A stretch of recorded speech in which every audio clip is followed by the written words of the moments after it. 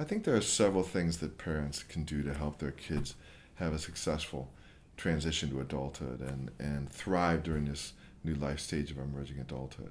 One is be patient. Don't expect them to be self-sufficient adults at 18 or even 20 or 22. Most of them will not be. Maybe you think they should be, but if you have that expectation, you're probably going to be disappointed. It just takes longer to grow up than it used to, financially and in other ways. And so it's important to adjust your expectations to this new life stage of emerging adulthood. They are going to go through it. They are going to become adults. Almost all of them do by the time they're in their late 20s, maybe their early 30s at the latest. But everybody does grow up ultimately.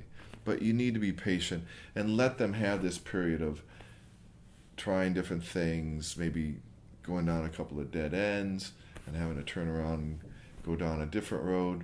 It's very likely that that's what's going to happen. So be patient. Don't have unrealistic expectations for when they're going to grow up. A second thing that I think is important for parents to remember is that you have to accept that you don't control as much as you used to. You know, we are used to having authority as parents.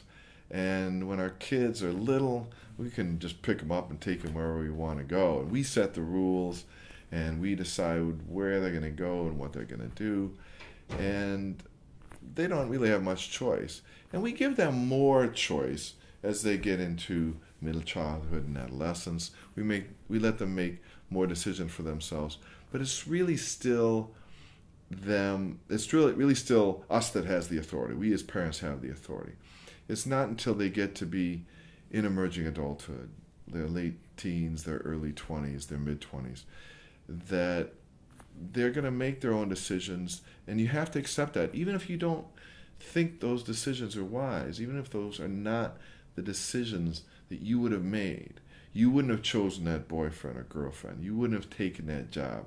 You wouldn't have bought that car. You wouldn't have spent money on that outfit that you think is ugly anyway. But that's not your choice anymore. You have to give kids the freedom to run their own lives. And so I think parents will be a lot happier if they keep that in mind and still support their kids. Be willing to support your kids as long as they have a plan with a capital P that they're pursuing. They're doing their best to make it in the world. Support them, but don't try to live their life for them. You have to accept that it's their life to live.